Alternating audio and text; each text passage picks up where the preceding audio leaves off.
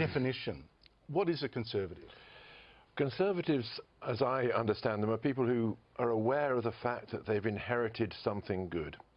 A social order, a political system, a culture, and a legal tradition, and they want to hold on to it. And that's what it means to be a conservative, wanting to conserve things. But they know they also have to make compromises to do that. But for them, the actual existing order is important. That's where you start from. Yeah, and the recognition that it's much easier to destroy things than to create them. Okay, so why are so many journalists of the left? Because it's much easier to be against things than for them. To be against things, you just have to point out their faults and then say, we want the alternative. You don't have to define the alternative. Whereas if you're actually defending existing things, you're in a much more difficult position.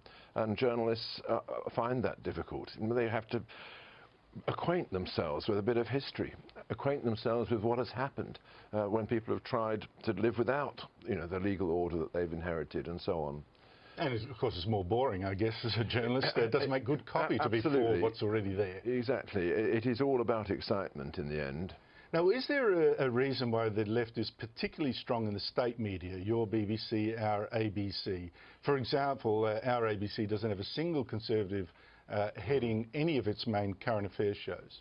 It's a very interesting question. I think, in general, obviously state employees are more likely to be in favour of a big state than a small one, so they're more likely to defend politicians who are in the business of funding people out of the central government, so that would explain some of it. But it's not only that. I think it is in order to make a career in something, a big institution like the BBC, you've got to stand out, and it's much easier to stand out by being rude about things and amplifying your disagreements than by showing that you accept something.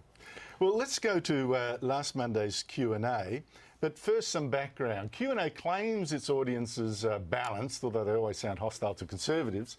Same on Monday.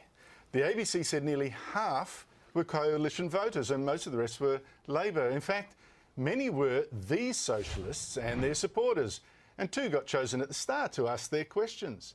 Both abused Education Minister Christopher Pyne for wanting to make them pay more for their degrees. My name's Tom, I'm from Socialist Alternative. That's a lie. I'm actually quoting you.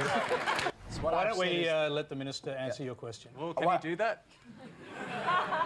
Well, I actually haven't been given the opportunity to do so. Go on, I'm giving you an opportunity. Okay, guys, you're doing yourself no favours. And then the rest shut down the debate completely, forcing the ABC off air for several minutes.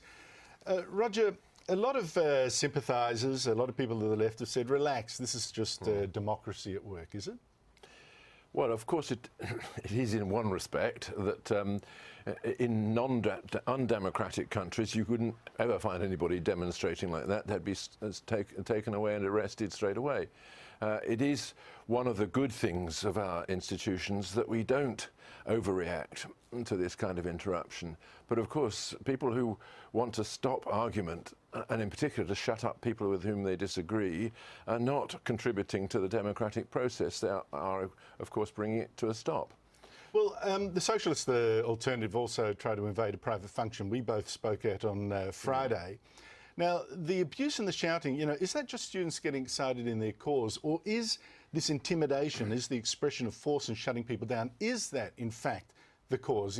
Are they experience in England? It's always been organised leftist forces that have done this. And at a certain time, I couldn't speak in universities in Britain because there would always be this welcome committee who was determined to shut me up and perhaps also use violence against me. And I think there is a reason for this, which is that the left-wing position defines itself as oppositional. It's against things. It has a vague, abstract idea of some things it's in favour of, like equality or liberation or whatever, but never bothers to define that. But it knows very clearly that it's against this thing here now, and so it amplifies its own hatred of that thing by getting together in a group and thinking, and entertaining these self-righteous thoughts. We are absolutely together in this, and we're going to go against those people and shut them up, and we're right to do so. Well, you're quite right. We've never seen Conservatives disrupt Q&A, but we have seen a supposedly anti-war protester throw his shoes at former Prime Minister John Howard. What is it with the left and violence? You say they get excited and all that, but the force, the shutting down of debate, even something like the BDS, the boycott and divestment movement to shut down Israeli academics, etc. What is it with the force, the left and violence? Yeah, well, there is a sense of the weakness of their position underneath all this, that they are never able to define exactly what that great society that they're going to produce will be like. And in order to prevent discussion of this, they concentrate only on the present evil, and they do see things in moral terms. The person who they're attacking is not someone who disagrees with them. He's someone who's evil and therefore doesn't have the right even to disagree.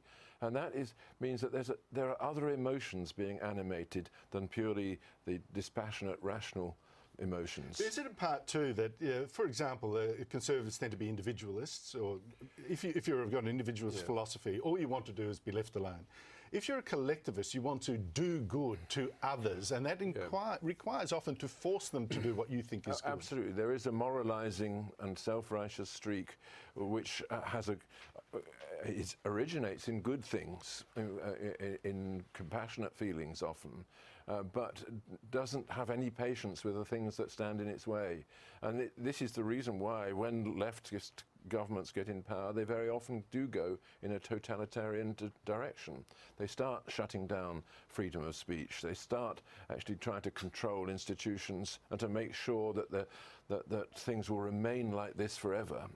Roger Scruton, thank you so much for joining me. Thank you for inviting me.